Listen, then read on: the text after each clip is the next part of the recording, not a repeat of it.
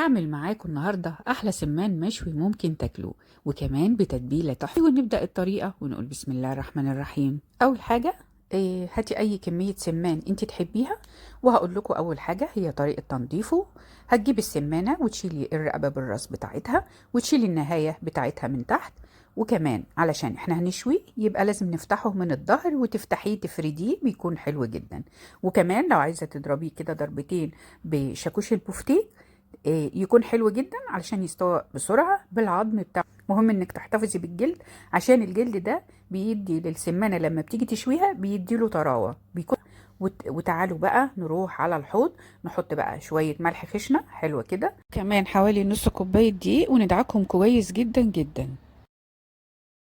وبتاخدي واحدة واحدة تحت الحنفية، وبتشيلي بقى لو في بواقي ريش تاني بتشيليها، وبتغسلي بقى من جوه، وتشيلي بقى بواقي الدقيق والملح. وكمان بعد كده بتحطيه في مصفاية الصفة، اعصري عليه ليمونتين كده، وسيبيه شوية منقوع فيها. يعني شيليه بقى من المصفى، وحطي اعصري عليه ليمونتين، وسيبيه شوية في الليمون، وبعدين شطفة كمان، وبعدين حطيه في المصفى يتصفى.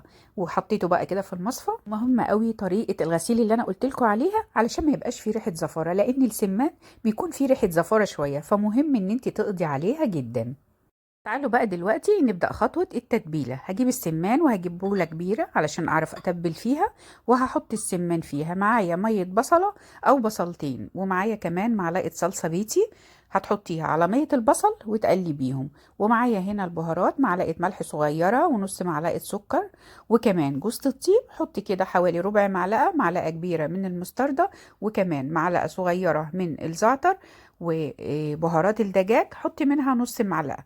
وكمان في فلفل اسود هيكون عبارة عن معلقة صغيرة، وده مهم جدا هنحطه دلوقتي. و... وهنحط التوابل دي كلها على مية البصل والصلصة. معايا كمان عصير ليمونة كاملة هعصرها على مية البصل والصلصة. وزي ما قلت لكم هاخد التوابل وهحطها على باقي المكونات السائلة، وهقلبهم بقى كويس جدا في بعض.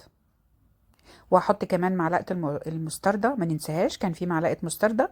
ودلوقتي حطيت لكم الفلفل الاسود. قلبي بقى كويس جدا، هاتيه بقى وحطيه على السمان، وقلبي السمان كويس. حطيت كمان معلقه خل، وقلبيهم كويس. وهحط شويه زيت قد كده 3 معالق كبار مليانين، بس يكون زيت من نوع كويس عشان يبقى طعم السمان طالع طعمه حلو.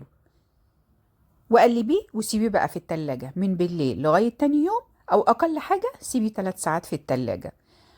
هاتي بقى الشوايه وسخنيها. انا عندي هنا الشوايه دي بالكهرباء، بس انا حطاها كده يعني على البوتاجاز.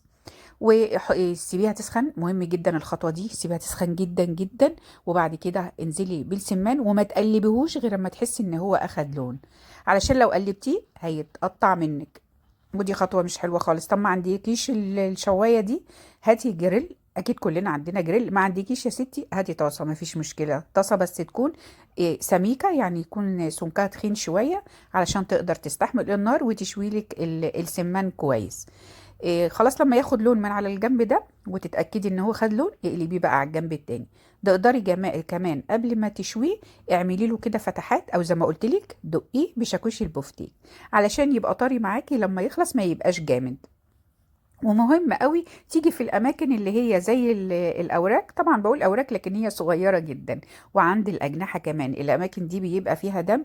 لو ما اتدقتش كويس، او ممكن ما عندكيش الشاكوش، ممكن تشرحها بالسكينه، بيكون حلو برضو. بصوا اخد لون ازاي. بيكون بقى السمان ده علشان هو بيكون فيه نسبه هو نفسه دهون منه فيه، فبتلاقيه بقى جوسي كده وطري زي ما احنا شايفينه، وطالع فيه لمعه حلوه جدا، وريحته مش قادره اقول لكم حلوه قد إيه السمان ده تقدري تجيبي البلدي، او تقدري تجيبي اللي هو المزارع اللي بيكون عند الفرارجي. الاتنين ينفعوا حلو جدا، وخاصة اللي بيكون مزارع بيكون طري في الشوي كمان بيكون حلو يعني. بس وهيخلص بقى وهنطلعه، وهناكل احلى سمان مشوي. عملت طبق كده زي انتوا بالخضرة، ما حطيت طبقة من الخضرة، اي حاجة بقى يعني. عندك بقدونس، شبت، كزبرة، اللي موجود عندك كلهم حطيهم، ما فيش مشكلة، مش هيقولوا لا. اعملي طبقة كده فرشة، وبعد كده هاتي السمان وحطيه على فرشة الخضرة اللي احنا عملناها. ألف هنا على اللي يجرب الوصفة دي، ضروري عايزاكم تجربوها وتقولي لي ايه رأيكم فيها. اشوفكم على خير ان شاء الله في فيديو جديد. سلام عليكم.